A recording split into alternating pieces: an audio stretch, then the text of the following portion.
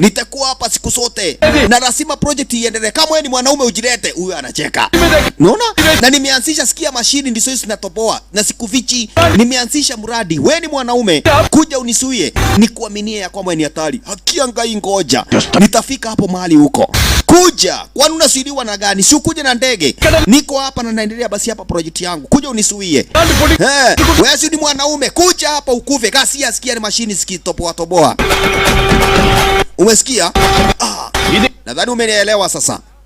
Nimeendelea na kazi yangu huko. Na hakuna kitu ambao unaweza ukafanya. Unasikia? Sasa jamaa aliona wao unaniambia hivyo na maombi kaendelea.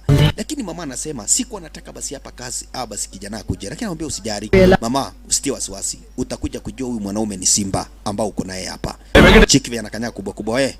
Maana engineer kila kitu basi hapa ifanye kulingana na venye ilivyo. Kwa hivyo sasa ni kutoboa mamanwe, kuangalia upano wa chini na kadhalika ili waanzishe basi hapa kutengeneza basi hapa ile basi watengeneze stima ya sola RIC isaidie wana kijiji ambao wanaishi hapo upano wa Chanzi.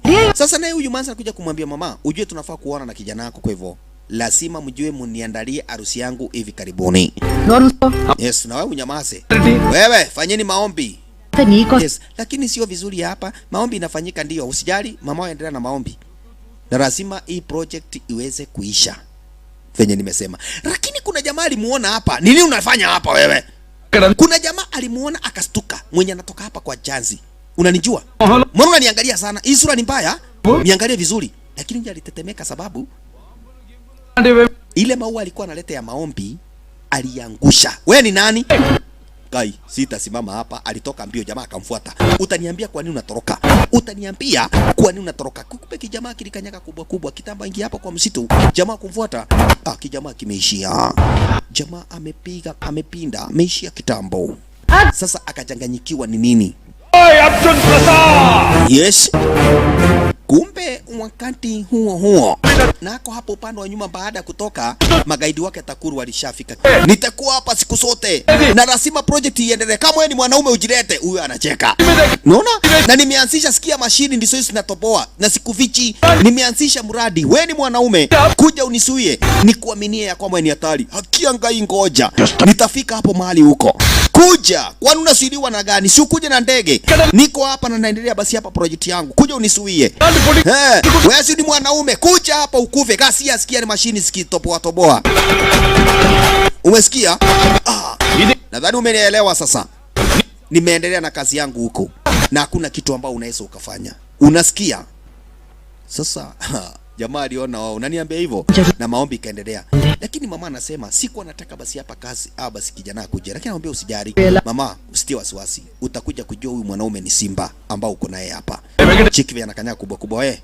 Maana engineer kila kitu basi hapa ifanye kulingana na venye ilivyo. Kwa hivyo sasa ni kutoboa mamanwe, kuangalia upano wa chini na kadhalika ili waanzishe basi hapa kutengeneza basi hapa ile basi watengeneze stima ya sola RIC isaidie wana kijiji ambao wanaishi hapo upande wa Chanzi.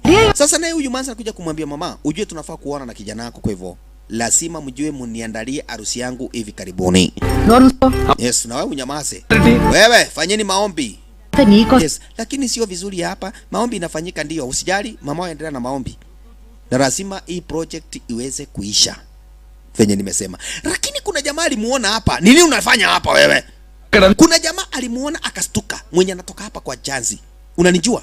Mbona unaniangalia sana? Hii sura ni mbaya?